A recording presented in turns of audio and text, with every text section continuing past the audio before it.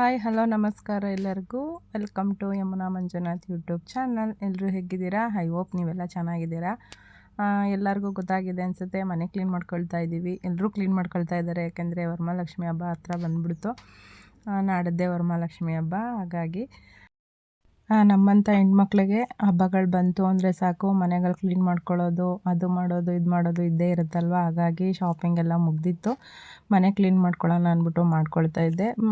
ಎಲ್ಲ ಸಾಮಾನೆಲ್ಲ ತೊಳೆದು ಜೋಡಿಸೋಣ ಅಂತ ಅಂದ್ಕೊಂಡೆ. ಬಟ್ ನಮ್ಮ ಮನೆಯವ್ರು ಯಾಕೋ ಬೇಡ, ಹಂಗಂಗೆ ಒರೆಸಿನೇ ಇಡು ಈ ಸಲ, ಅಲ್ಲೇನೂ ಮುಟ್ಟೋದಿಲ್ಲ, ಯಾಕಂದರೆ ಅಲ್ಲಿ ಫಂಕ್ಷನ್ಸಲ್ಲಿ ಮಾತ್ರನೇ ತೊಗೊಳೋದು, ಅದು ಪಕ್ಷದ ಟೈಮಲ್ಲಿ.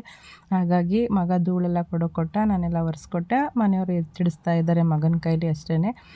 ನೋಡೋಣ, ನವಂಬರಲ್ಲಿ ಏನಾದ್ರೂ ಒಂದು ಸ್ವಲ್ಪ ಪೈಂಟ್ ಮಾಡಿಸೋಣ ಅಂದ್ಕೊಂಡಿದ್ದೀವಿ, ಆವಾಗ ಮಾಡಿಸ್ಕೊಳ್ಳೋಣ ಅಂದ್ಕೊಂಡು ಸುಮ್ಮನಾಗಿದ್ದೀವಿ. ಹಾಗಾಗಿ ಮನೆನ ಕ್ಲೀನ್ ಮಾಡ್ಕೊತಾ ಇದ್ದೀವಿ. ಹಬ್ಬಗಳು ಬಂತು ಅಂದರೆ ಅಷ್ಟೇ ಅಲ್ವಾ, ಮನೆಯೆಲ್ಲ ಕ್ಲೀನ್ ಮಾಡ್ಕೊಳ್ಳೋದೇ ಒಂದು ದೊಡ್ಡ ಕೆಲಸ ಆಗಿರುತ್ತೆ. ಹೆಂಗಸ್ರುಗಳಿಗೆ ಸವಾಲಂದರೆ ಇದೇ. ಅದರಲ್ಲೂ ಮನೆ ಕ್ಲೀನ್ ಮಾಡೋದ್ರಲ್ಲಿ ಅಡುಗೆ ಮನೆ ಅಂತೂ ಏನು ಹೇಳಬೇಕು ಅಂತ ನನಗೂ ಗೊತ್ತಿಲ್ಲ, ಯಾಕಂದರೆ ಅಷ್ಟೊಂದು ಗಲೀಜಾಗಿರುತ್ತೆ. ಎಲ್ಲ ಕ್ಲೀನ್ ಮಾಡ್ಕೊಳ್ತಲೇ ಇರ್ತೀವಿ ಅವಾಗವಾಗೂ, ಆದ್ರೂ ಅಷ್ಟೊಂದು ಗಲೀಜಾಗುತ್ತೆ. ಎಲ್ಲಿಂದ ಬರುತ್ತೆ, ಹೇಗೆ ಬರುತ್ತೆ ಅಂತ ಗೊತ್ತಿಲ್ಲ. ಹೇಳ್ತಾರೆ ಮನೆ ಕೆಲಸ ಏನು ಈಸಿ ಮಾಡ್ಕೊಂಬಿಡ್ಬೋದು ಅಂತ, ಬಟ್ ಮನೆ ಕೆಲಸ ಮಾಡ್ಕೊಳ್ಳೋರಿಗೆ ಅದು ಗೊತ್ತಾಗುತ್ತೆ. ಹಾಗಾಗಿ ಫಸ್ಟು ರೂಮ್ನ ನಾನು ಕ್ಲೀನ್ ಮಾಡಿಕೊಂಡೆ. ತಿಂಗ್ಳಿಗೆ ಒಂದು ಸತಿನಾದ್ರೂ ಕ್ಲೀನ್ ಮಾಡ್ಕೊಳ್ತಾನೆ ಇರ್ತೀವಿ. ಇರಪ್ಪ ಒಂದು ಸ್ವಲ್ಪ ಧೂಳು ದುಮ್ರಾದ್ರೂ ತೆಗಿಯೋಣ ಅಂತ ಹೇಳಿ, ಆದರೂ ಅದೆಲ್ಲಿಂದ ಬರುತ್ತೆ ಅಂತಲೇ ಗೊತ್ತಾಗೋದೇ ಇಲ್ಲ, ಅಷ್ಟು ಧೂಳಾಗಿರುತ್ತೆ. ಹಾಗೆ ಗೊಂಬೆಗಳು ಎಲ್ಲ ತೊಳೆದಿದ್ದೆ, ಒಂದು 3-4 ದಿವಸದ ಮುಂಚೆ ತೊಳೆದಿದ್ದರೆ, ಅಂದರೆ ನಾನು ಈ ವಿಡಿಯೋ ಹಾಕ್ತಾ ಇರೋದು ಆಲ್ರೆಡಿ ಒಂದು ವಾರದ ವಿಡಿಯೋ, ಒಂದು ವಾರದಿಂದನೂ ನಾನು ಕ್ಲೀನ್ ಮಾಡ್ಕೊಳ್ತಾ ಇದ್ದೆ. ಹಾಗಾಗಿ ನೋಡೋಣ ಇನ್ನೊಂದು ಸಲ ಏನಾದರೂ ಧೂಳೇನಾದರೂ ಇದ್ದರೆ ಅಂತ ಹೇಳ್ಬಿಟ್ಟು ಈ ಥರ ಕೊಡ್ವಿ ಇಡ್ತಾ ಇದ್ದೀನಿ. ಬಿಸಿಲು ಜಾಸ್ತಿ ಇದ್ದಾಗ ಮಾಡಿಕೊಂಡ್ರೆ ಗೊಂಬೆಗಳೆಲ್ಲ ಒಣಕೊಳ್ಳುತ್ತೆ. ಈಗಂತೂ ಹೆಂಗಪ್ಪ ಮನೆ ಕ್ಲೀನ್ ಮಾಡ್ಕೊಳ್ಳೋದು ಟೆನ್ಷನ್ ಆಗಿತ್ತು, ಯಾಕಂದರೆ ಮಳೆ ತುಂಬಾ ಬರ್ತಾಯಿತ್ತು. ಮಧ್ಯಾಹ್ನ ಆದರೆ ಸಾಕು ಮಳೆ, ಬೆಳಗ್ಗೆ ಹೊತ್ತು ಮಳೆ, ಆಮೇಲೆ ಏನಾದರೂ ಪಾತ್ರೆಗಳು ತೊಳೆದ್ರೆ, ಬಟ್ಟೆಗಳು ಒಗ್ದಾಕಿದ್ರೆ ಬಿಸಿಲೇ ಬರ್ತಾ ಇರಲಿಲ್ಲ. ಅದಕ್ಕೋಸ್ಕರ ನಾನು ಒಂದು ವಾರದಿಂದ ಮಾಡ್ಕೊಂಡಿದ್ದೀನಿ. ಹಾಗಾಗಿ ಫಸ್ಟು ಎಲ್ಲ ರೂಮೆಲ್ಲ ಕ್ಲೀನ್ ಮಾಡ್ಕೊಂಬಿಡೋಣ ಅಂತ ಹೇಳಿ, ರೂಮು ಆಲ್ರೆಡಿ ಒಂದೇ ದಿನ ಮಾಡಿದ್ದು, ಒಂದು ದಿನ ಪೂರ್ತಿ ಟೈಮ್ ಹಿಡಿದ್ದು. ಮಗ ಕಾಲೇಜ್ಗೆ ಹೋಗುವಷ್ಟರಲ್ಲಿ ಎಲ್ಲ ಅಲ್ಲಿ ಮೇಲೆಲ್ಲ ಎತ್ತಿ ಕೊಟ್ಟ, ಆಮೇಲೆ ಎತ್ತಿ ಇಟ್ಟ ಅವನೇ. ಏನು ಅಂದರೆ ತುಂಬಾ ಕಷ್ಟ ಆಗುತ್ತೆ, ಮೇಲಿರೋ ಪಾತ್ರೆಗಳು ಯಾರೋ ಒಬ್ರು ಇರಲೇಬೇಕು ಮಾಡ್ಕೊಳ್ಳೋದಕ್ಕೆ. ನನ್ನ ಮಗ ಇದ್ದಿದ್ದರಿಂದ ನನಗಾಯಿತು. ಹಾಗೆಯೇ ಮನೆಯವರು ಸ್ವಲ್ಪ ಹೆಲ್ಪ್ ಮಾಡಿದ್ರು. ಈ ಸಲ ನಾನು ಮದುವೆ ಆಗಿ ಬಂದು 19 ವರ್ಷಕ್ಕೆ ಫಸ್ಟ್ ಟೈಮ್ ನಮ್ಮ ಮನೆಯವ್ರು ನನಗೆ ಈ ಥರ ಹೆಲ್ಪ್ ಮಾಡಿರೋದು. ಅದೇ ಒಂದು ನನಗೆ ದೊಡ್ಡ ಖುಷಿ ಆಗೋಯಿತು. ಡ್ರೆಸ್ಸಿಂಗ್ ಟೇಬಲ್ ಅಷ್ಟೊಂದೇನು ಗಲೀಜಾಗಿರಲ್ಲ, ಯಾಕಂದರೆ ವಾರಕ್ಕೊಂದ್ಸಲ ಎಲ್ಲ ಕ್ಲೀನ್ ಮಾಡ್ಕೊಳ್ತಾನೆ ಇರ್ತೀನಿ. ಹಾಗಾಗಿ ಅಲ್ಲೇನು ಅಷ್ಟೊಂದು ಧೂಳೇನಾಗಿರಲ್ಲ, ಯಾಕಂದರೆ ನಾನು ವಾರಕ್ಕೊಂದ್ಸಲ ಕ್ಲೀನ್ ಮಾಡ್ಕೊಳ್ತಾ ಇರ್ತೀನಲ್ವ, ಅದಕ್ಕೆ. ಆಮೇಲೆ ನೆಕ್ಸ್ಟು ಫ್ರಿಡ್ಜನ್ನ ಕ್ಲೀನ್ ಮಾಡ್ಕೊಳ್ಳೋಕ್ಕೂ ನನಗಿಬ್ಬರು ಬೇಕೇ ಬೇಕಾಗಿದ್ದು. ಈ ಸಲ ಯಾರೂ ಇರಲಿಲ್ಲ. ಮಗಳು ಕೂಡ ಬೆಂಗಳೂರಿಗೆ ಹೋಗಿದ್ಲು, ಬೆಂಗಳೂರಿಂದ ಬಂದಾಗೆ ಕೋಲಾರ್ಗೆ ಹೋಗಿದ್ಲು ನಮ್ಮ ಅಕ್ಕವ್ರ ಮನೆಗೆ. ನಾನೇ ಕ್ಲೀನ್ ಮಾಡ್ಕೊಂಬಿಡೋಣ ಅಂತ ಮಾಡ್ತಾಯಿದ್ದೆ. ಅದು ಹಿಂದೆ ಎಲ್ಲ ಪರ್ಕೆನಲ್ಲೆಲ್ಲ ಕೈಯಾಡಿಸಿ ಎಲ್ಲ ಕ್ಲೀನ್ ಮಾಡ್ಕೊಳ್ಳೋದಕ್ಕಾಗಲ್ಲ, ಅದಕ್ಕೆ ನಾನು ಈ ಥರ ಒಂದು ಬ್ರಷ್ನ ತೊಗೊಂಡು ಬ್ರಷ್ ಸಹಾಯದಿಂದ ನಾನು ಕ್ಲೀನ್ ಮಾಡ್ಕೊಳ್ತಾ ಇದ್ದೀನಿ. ಈ ಥರ ಬ್ರಷ್ ಯೂಸ್ ಮಾಡೋದ್ರಿಂದ ತುಂಬ ಸಣ್ಣ ಧೂಳೆಲ್ಲ ಆಚೆ ಬರುತ್ತೆ. ಹಾಗಾಗಿ ಬ್ರಷ್ನ ನಾನು ಜಾಸ್ತಿ ಯೂಸ್ ಮಾಡ್ಕೊಳ್ತೀನಿ. ಫ್ರಿಡ್ಜೆಲ್ಲ ಕ್ಲೀನ್ ಆಗಿದೆ. ಫ್ಲಿಪ್ಕಾರ್ಟಿಂದ ಫ್ರಿಡ್ಜ್ ಕವರ್ನ ತರಿಸ್ಕೊಂಡಿದ್ದೆ, ಹಾಕೇ ಇರಲಿಲ್ಲ, ಅದಕ್ಕೆ ಹಾಕೋಣ ಅಂದ್ಬಿಟ್ಟು ಇವತ್ತು ತೆಗಿತಾ ಇದ್ದೀನಿ. ತೊಗೊಂಡು ಬಂದು ಆಲ್ರೆಡಿ ಒಂದು 3 ತಿಂಗಳಾಗಿದೆ ಬಂದಿದ್ದು. ಇದು ಹ್ಯಾಂಡಲ್ ಕವರು.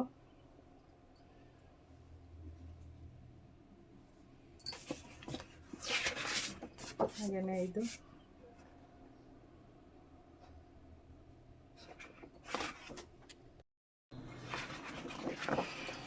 ಇದು ವೆಜಿಟೇಬಲ್ ಕವರ್, ತುಂಬಾ ಚೆನ್ನಾಗಿತ್ತು, ಅದಕ್ಕೆ ಇದನ್ನೇ ತೊಗೊಂಡಿದ್ದೀನಿ.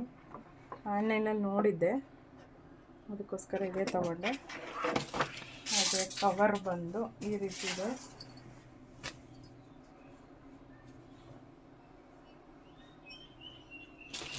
ಸ್ವಲ್ಪ ಡಾರ್ಕಾಗಿ ಇರಲಿ ಅಂತ ಡಾರ್ಕ್ ಕಲರ್ ತೊಗೊಂಡಿದ್ದೀನಿ. ಅದಕ್ಕೆ ಇನ್ಯಾಕೆ ಎಲ್ಲ ಫ್ರಿಡ್ಜು ಕ್ಲೀನ್ ಮಾಡಿಕೊಂಡೆ, ಅದಕ್ಕೆ ಇವತ್ತು ಹಾಕ್ಬಿಡೋಣ ಅಂತ ಹಾಕ್ತಾಯಿದ್ದೀನಿ. ಎಷ್ಟೇ ಫ್ರಿಡ್ಜ್ ಕವರ್ ತೊಗೊಂಡ್ರು ಬಟ್ ಜಾಸ್ತಿ ಬಳಕೆ ಬರೋಲ್ಲ, ಹಾಗಾಗಿ ಚೇಂಜ್ ಮಾಡ್ತಾ ಇರಬೇಕಾಗುತ್ತೆ. ನೋಡಿ, ಫ್ರಿಡ್ಜ್ ಒಳಗಡೆ ಎಲ್ಲ ಕವರೆಲ್ಲ ಹಾಕಿದ್ದೀನಿ ನಾನು, ಯಾವ ಥರ ಕಾಣಿಸ್ತಾ ಇದೆ ಅಂತ ನೀವು ನೋಡ್ಬೋದು. ಲಾಸ್ಟ್ ಟೈಮ್ ತೊಗೊಂಡಿದ್ದಕ್ಕಿಂತ ಲಾಸ್ಟ್ ಟೈಮ್ ನಾನು ಟೆಡ್ಡಿ ಬೇರ್ ಥರ ತೊಗೊಂಡಿದ್ದೆ. ಅದಕ್ಕಿಂತ ಇದು ತುಂಬಾ ಚೆನ್ನಾಗಿದೆ ಕ್ವಾಲಿಟಿ. ಸ್ವಲ್ಪ ರೇಟ್ ಜಾಸ್ತಿ ಅನ್ನಿಸ್ತು, ಬಟ್ ಚೆನ್ನಾಗಿದೆ, ಪರವಾಗಿಲ್ಲ. ತುಂಬ ಚೆನ್ನಾಗಿ ಕಾಣಿಸ್ತಾ ಇತ್ತು ಫ್ರಿಡ್ಜ್ಗೂ ಸಹ.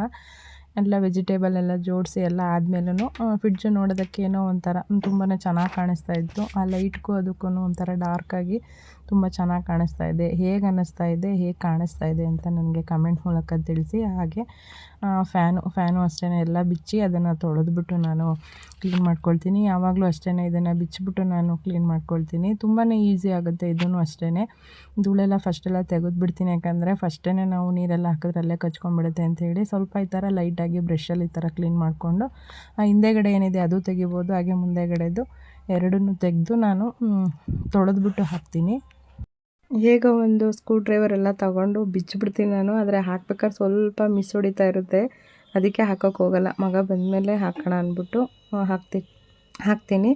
ಅದೆಲ್ಲ ಆದಮೇಲೆ ನಾನು ಹಾಗೆಯೇ ಟೈಮ್ ಇತ್ತಲ್ವ, ಹಾಲೆಲ್ಲ ಕ್ಲೀನ್ ಮಾಡ್ಕೊಂಬಿಡೋಣ, ಇನ್ನು ಅಡುಗೆ ಮಾಡೋದಕ್ಕೆ ಟೈಮ್ ಇತ್ತು ಅಂತ ಹೇಳಿ ಅದೇನೋಪ್ಪ ಧೂಳೆಲ್ಲ ಕ್ಲೀನ್ ಮಾಡ್ತೀವಿ ಅಂತ ಅಂದಾಗ ಎಲ್ಲ ಕ್ಲೀನ್ ಮಾಡ್ಕೊಂಬಿಡೋಣ ಫಸ್ಟು ಅಂತ ಅನ್ನಿಸ್ತಾ ಇರುತ್ತೆ. ಹಾಗಾಗಿ ಬೇಡ, ಒಂದೇ ದಿವಸ ಎಲ್ಲ ಮಾಡ್ಕೊಂಬಿಡೋಣ. ಒಂದು ಸತಿ ಬೇಡ ಅನಿಸುತ್ತೆ, ಒಂದು ಸತಿ ಬೇಕು ಅನಿಸುತ್ತೆ, ನೋಡೋಣ ಅಂದ್ಬಿಟ್ಟು ಇವತ್ತೇ ಹಾಲು ಮಾತ್ರ ಕ್ಲೀನ್ ಮಾಡ್ಕೊಂಬಿಡೋಣ ಅಂತ ಕ್ಲೀನ್ ಮಾಡ್ಕೊಳ್ತಾ ಇದ್ದೀನಿ. ಹಾಗೆಯೇ ಫ್ಯಾನೆಲ್ಲ ಒರೆಸ್ಕೋಬೇಕಿತ್ತು. ನನಗೆ ಎಟ್ಟುಕ್ಸೋದಿಲ್ಲ ಇದು, ದಿವಾನ್ ಕಟ್ ಮೇಲೆ ಚೇರ್ ಹಾಕ್ಕೊಂಡು ನಿಂತ್ಕೋಬೇಕು.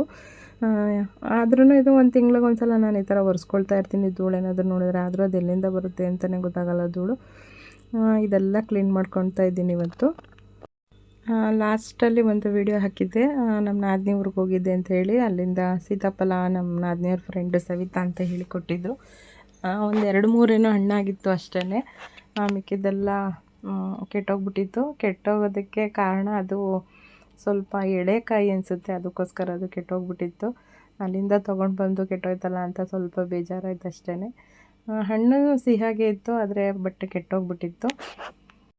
ಇದು ನೆಕ್ಸ್ಟು ಇನ್ನೊಂದು ಸೋಮವಾರದ ವಿಡಿಯೋ. ಹಾಗೆಯೇ ಇವತ್ತು ದೀಪ ಎಲ್ಲ ಹಚ್ಚಿ ಎಲ್ಲ ಆದಮೇಲೆ ಹೇಗೋ ತಲೆಗೆ ಸ್ನಾನ ಮಾಡಿದ್ದೇನಲ್ಲ ಅಂಥೇಳಿ ದೇವ್ರ ಮನೆಯೂ ಕ್ಲೀನ್ ಮಾಡ್ಕೊಳ್ಳೋಣ ಅಂಥೇಳಿ ಕ್ಲೀನ್ ಮಾಡ್ಕೊಳ್ತಾ ಇದ್ದೆ. ದೇವ್ರ ಮನೆಯದು ಅಷ್ಟೊಂದೇನು ರಿಸ್ಕ್ ಆಗೋಲ್ಲ ನನಗೆ, ಜಾಸ್ತಿ ಅಷ್ಟೊಂದು ನಾನೇನು ಐಟಮ್ ಇಟ್ಟಿಲ್ಲ. ತುಪ್ಪದ ಬತ್ತಿ ಎಲ್ಲ ನೋಡಿದ್ದೀರಾ ಅನ್ಕೋತೀನಿ ನನ್ನ ವೀಡಿಯೋದಲ್ಲಿ, ನಾನೇ ಮಾಡ್ಕೊಳ್ಳೋದು ಮನೆಯಲ್ಲಿ.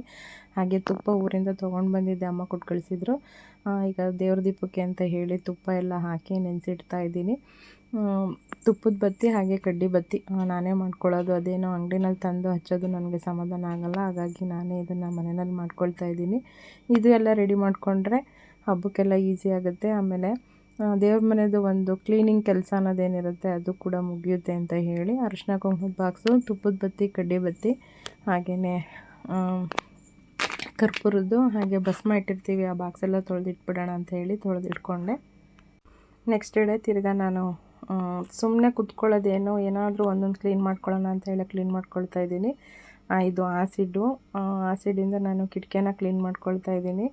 ಇದಕ್ಕೆ ಮಾಸ್ಕ್ ಹಾಕ್ಕೊಂಡಿರಬೇಕು, ಹಾಗೆಯೇ ಕೈಗೆ ಗ್ಲೌಸ್ ಹಾಕ್ಕೊಂಡಿರಬೇಕು. ನಾನಿಲ್ಲಿ ಮುಖಕ್ಕೆ ಮಾತ್ರ ಸ್ಕಾರ್ಫ್ನ ಕಟ್ಕೊಂಡಿದ್ದೆ, ಕೈಗೇನು ಹಾಕಿರಲಿಲ್ಲ. ತುಂಬಾ ಭಯ ಆಗೋದು, ತೊಟ್ಟಿಗ್ತಾ ಇತ್ತದು. ನೋಡಿ ಈ ಥರ ಎಲ್ಲ ನೊರೆ ಬರ್ತಾಯಿತ್ತು ಕೆಳಗಡೆ ಸ್ಪ್ರೆಡ್ ಆದಾಗ, ಭಯ ಆಗ್ಬಿಡ್ತು. ಅದು ಒಂದು ಅರ್ಧ ಗಂಟೆ ಹಚ್ಚಿ ಬಿಟ್ಟೆ. ಅದಾದ ನಂತರ ನಾನು ಸ್ವಲ್ಪ ಬ್ರಷ್ ತೊಗೊಂಡು ಈ ಥರ ಎಲ್ಲ ರಬ್ ಮಾಡಿದೆ.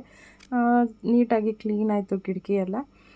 ಕಿಟಕಿ ಡೋರೆಲ್ಲ ಕ್ಲೀನ್ ಮಾಡಿಬಿಡ್ತೀನಿ, ಆದರೆ ಕಂಬಿಗಳಿದೆಯಲ್ಲ ಅದು ಸ್ವಲ್ಪ ಅಂಟಂಟು ಜಾಸ್ತಿ ಆಗಿರುತ್ತೆ. ಅದು ಹೇಗೆ ಕ್ಲೀನ್ ಮಾಡಬೇಕು ಅಂತಲೇ ಗೊತ್ತಾಗೋದಿಲ್ಲ.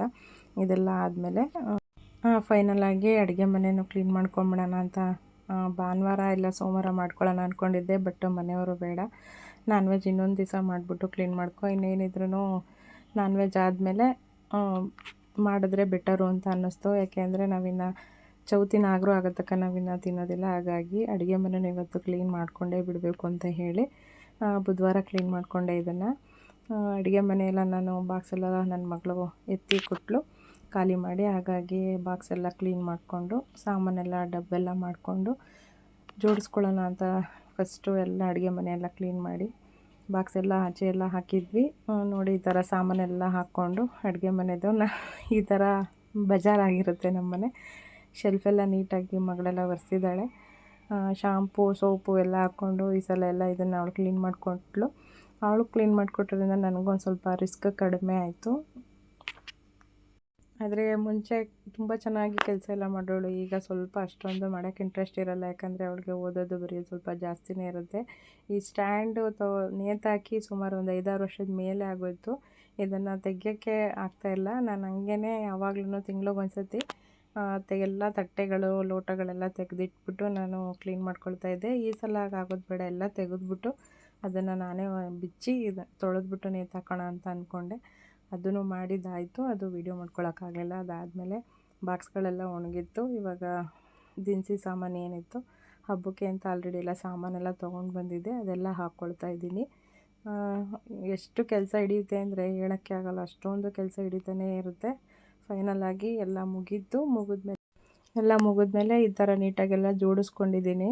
ಇದು ಜೋಡಿಸ್ಕೊಂಡಾಗ ಒಂದು 3ರಿಂದ 1 ವಾರ ನೀಟಾಗೆಲ್ಲ ಕಾಣಿಸ್ಬೋದು ಅನಿಸುತ್ತೆ. ಆಮೇಲೆ ಯಥಾ ಪ್ರಕಾರ ಅದೇ ಥರನೇ ಆಗೋಗಿರುತ್ತೆ. ಯಾಕೆ ಅಂತ ಗೊತ್ತಿಲ್ಲ. ನೋಡಿ ಮೇಲೆಲ್ಲ ಅಂಟು ಆಗುತ್ತೆ, ಅಂದರೆ ಒಗ್ಗರಣೆ ಹಾಕಿದ್ದು ಏನಾದರೂ ಅಂಟೆಲ್ಲ ಹೋಗಿ ಬಾಕ್ಸ್ ಮೇಲೆ ಕೂತ್ಕೊಳ್ಳುತ್ತೆ ಅಂತೇಳಿ ಈ ಥರ ವೇಲು ಸೀರೆಗಳೆಲ್ಲ ಹಾಕಿದ್ದೀನಿ. ಏನು ಮಾಡೋದು, ಮಿಡ್ಲ್ ಕ್ಲಾಸ್ ಫ್ಯಾಮಿಲಿ ಮನೆಯಲ್ಲಿ ಈ ಥರನೇ ಅಲ್ವಾ. ನೋಡಿ ಸ್ಟ್ಯಾಂಡೆಲ್ಲ ತೊಳೆದು ನೀಟಾಗಿ ಈ ಥರ ಎಲ್ಲ ಜೋಡಿಸಿದ್ದೀನಿ. ಈಗ ಅಡುಗೆ ಮನೆ ಫೈನಲಾಗಿ ಒಂದು ಹಂತಕ್ಕೆ ಬಂದಿದೆ, ರೆಡಿ ಮಾಡ್ಕೊಂಡಿದ್ದೀವಿ. ಈ ಥರ ನೀಟಾಗೆಲ್ಲ ಆಗಿದೆ. ಈ ಥರ ಎಲ್ಲ ಬಾಕ್ಸೆಲ್ಲ ಕೆಳಗಡೆ ಜೋಡಿಸ್ಕೊಂಡಿದ್ದೀವಿ ನೀಟಾಗಿ. ಎಲ್ಲ ಬಾಕ್ಸೆಲ್ಲ ತೊಳೆದೆ. ಇದೆಲ್ಲ ಆದ ನಂತರ ನಾನು ಸ್ವಲ್ಪ ಅಂಗಡಿಗೆ ಹೋಗಬೇಕಿತ್ತು, ಗಂದಿಗೆ ಅಂಗಡಿಗೆ ಕಳಸದ ಸಾಮಾನೆಲ್ಲ ತರೋದಕ್ಕೆ.